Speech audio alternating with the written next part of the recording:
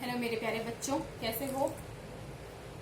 जैसा कि आप सब जानते हैं कि हम पार्टनरशिप फर्म का फर्स्ट चैप्टर पढ़ रहे थे, पार्टनरशिप अकाउंट। मैं आपको अभी तक बता चुकी हूँ लाभ हानि नियोजन खाता बनाना। लाभ हानि नियोजन खाते के साथ साथ आपको इस चैप्टर में एक और खाता बनाना है, वो है साझेदार का पूंजी खाता।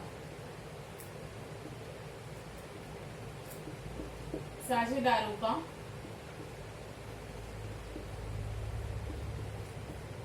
पूंजी खाता।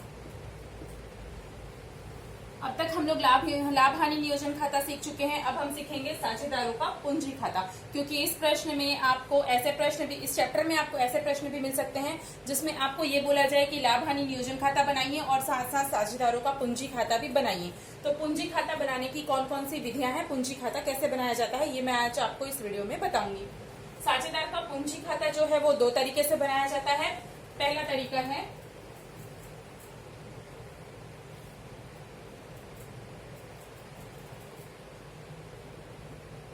स्थिर पूंजी पद्धति और दूसरा तरीका है परिवर्तनशील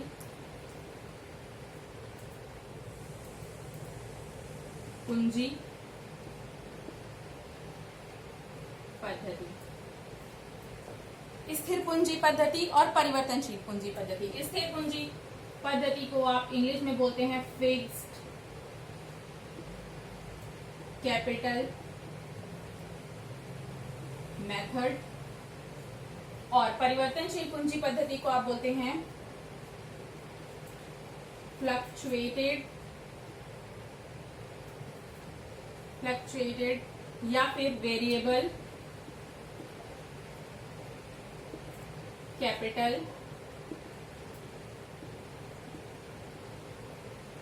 मेथड। ठीक है, दो तरीके होते हैं, पहला है स्थिर पूंजी पद्धति और दूसरा है परिवर्तनशील पूंजी पद्धति।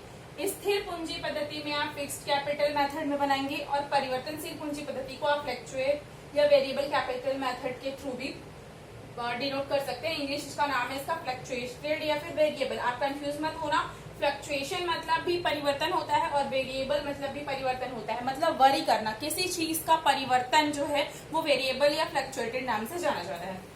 अब देखिए इन दोनों खातों में अंतर क्या है और इन दोनों खातों को कैसे बनाया जाता है। जब आप स्थिर पूंजी खाता बनाएंगे, मेरी बात ध्यान से सुनिएगा, जब आप स्थिर पूंजी खाता बनाएंगे तो इसमें आपको दो प्रकार के खाते खोलने पड़ते हैं।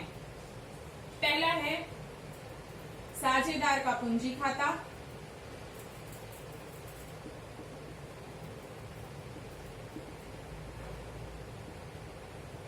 और दूसरा है साझेदार का चालू खाता।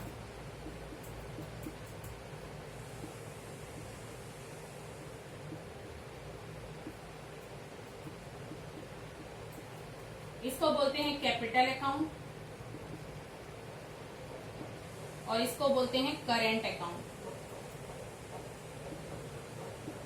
ठीक है, जब आप परिवर्तनशील पूंजी खाता प्रेफर करेंगे तो आपको केवल एक ही खाता खोलना होगा, वो है साझेदारों का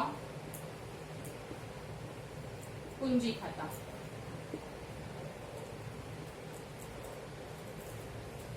ठीक है, समझ गए कि आपको स्थिर पूंजी खाते में दो खाते खोलने हैं और परिवर्तनशील पूंजी खाता में केवल एक ही खाता खोलना है।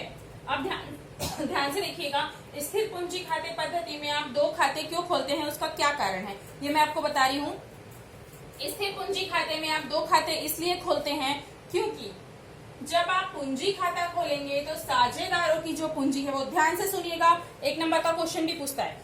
स्थिर पूंजी खाते में साझेदारों की पूंजी हमेशा स्थिर रहती है, स्थिर रहेगी, स्थिर, बिल्कुल भी इसमें परिवर्तन नहीं होगा। और जब पूंजी खाते में कोई परिवर्तन ही नहीं होगा तो इसीलिए हम लोगों को बाकी जो खर्चे हैं या बाकी जो मदें हैं उनका हम कहाँ पे मतलब कहाँ पे उनकी हम एंट्री करेंगे, हम कहाँ पे दिखाएंगे। तो इसलिए इस मेथड में साझेदारों का चालू खाता खोला जाता है। स्थिर पूंजी खाते में केवल साझेदारों की पूंजी को दिखाया जाता है और पूंजी दिखा के उसे बंद कर दिया जाता है। बाकी सारी मदों को साझेदार के चालू खाते में दिखाया जाता है। अब रही बात परिवर्तनशील पूंजी खाते की, तो परिवर्तनशील पूंजी खाते में चाहे पूंजी हो चाहे अन्य मदे हो, जैसे वेतन, कमीशन, सारी चीजें आप साझेदार के पूंजी खाते में ही दिखाएंगे, इसलिए उसमें केवल एक ही प्रकार का पूंजी खाता खोला जाता है। तो आप समझ गए होंगे कि साझेदार का पूंजी खाता दो तरीके से खोला जाता है। पहला है परिवर्तनशील पहला है स्थिर पूंजी खाता, दूसरा है परिवर्तनशील पूंजी खाता। स्थिर पूंजी खाते में दो खाते खुलते हैं, परिवर्तनशील पूंजी खाते में केवल एक ही खाता खुलता है। अब कुछ आधार है इनके अंतर के, जिनको लिखकर मैं आपको इनका अंतर समझा देती हूँ, फिर आपको क्लियर हो जाएगा कि आपको कैपिटल अकाउंट कैसे बनाना है। अगले हम चैनल में पढ़ेंगे कि आपको कैपिटल अकाउंट कैसे बनाना है। अगले लेक्चर में मैं आपको बताऊंगी कि कैपिटल अकाउंट आप कैसे बनाएंगे। और अभी मैं आप लोगों को कुछ प्रॉफिट एंड लॉस के क्वेश्चंस होमवर्क दूंगी, जिसे आप शाम तक मुझे करके बताएंगे। मैं आपको कुछ अंतर के आधार बता रही हूँ। पहला है मद, ये है आपका स्थिर, ये स्थिर विधि है और ये परिवर्तनशील विधि है।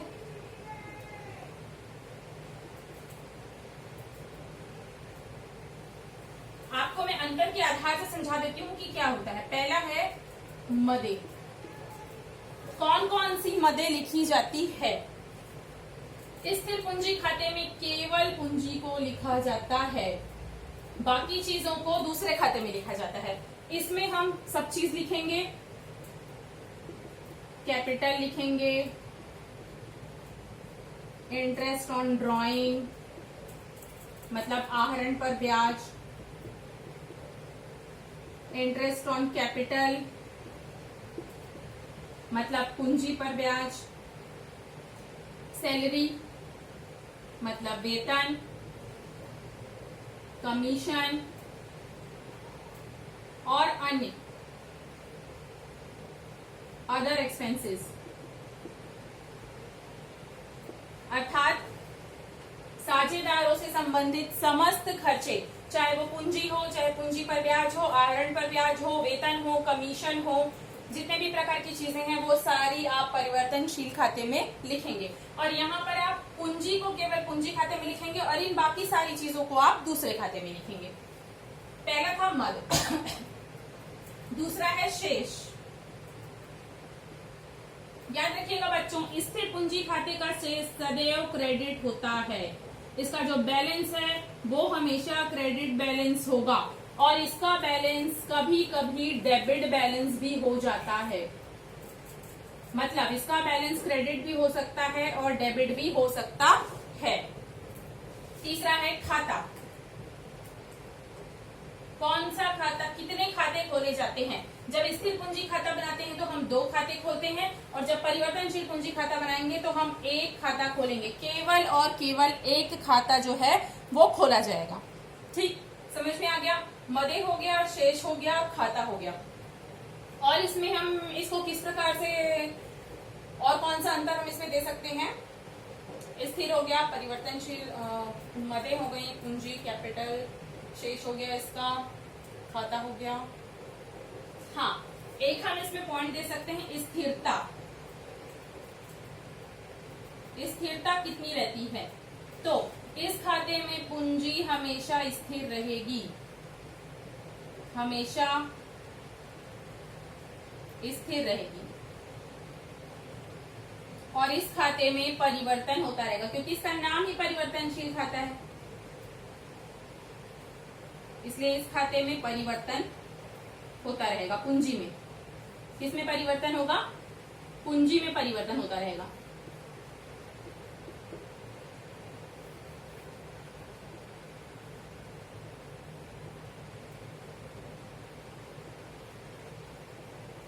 ठीक है, जहां तक मुझे याद है इतने अंतर पर्याप्त हैं। एक आध और अंतर मैं देख लेती हूँ, अगर कुछ छूटा हो मुझसे या मैं स्किप कर रही हूं तो।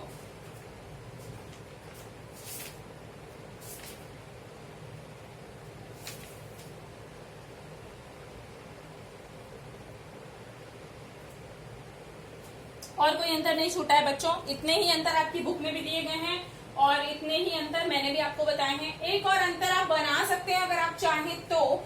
इसमें आप चालू खाता खोलते हैं और इसमें आप चालू खाता नहीं खोलते, तो उसको भी आप लिख सकते हैं कि चालू खाता किसमें खोला जाता है और किसमें नहीं खोला जाता। करंट अकाउंट एक बना सकते हैं आप, करंट अकाउंट, इसमें खोला जाता है और इसमें नहीं खोला जाता, ठीक है।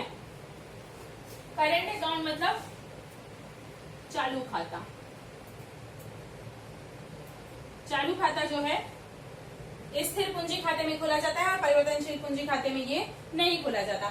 इस प्रकार मैंने आज आपको पढ़ाया कि पूंजी खाता क्या होता है, साझेदारों का पूंजी खाता कैसे बनाया जाता है, उसे कैसे मेंटेन करना है, उसे कितने प्रकार से बनाया जाता है। अब नेक्स्ट वीडियो में हम इसके क्वेश्चंस बनाएंगे। फिलहाल मैं आपको प्रॉफिट एंड लॉस का एक होमवर्क दे रही हूँ, आप मुझे करके मेरे पर्सनल नंबर पे व्हाट्सएप करेंगे, क्योंकि एक साथ आप लोग ग्रुप में व्हाट्सएप करते हैं तो मैं समझ नहीं पाती कि वो किसका है, इसलिए आप होमवर्क जो है मेरे पर्सनल नंबर पे मुझे मैसेज करेंगे, मैं चेक करके आपको रिप्लाई करूंगी। Thank you.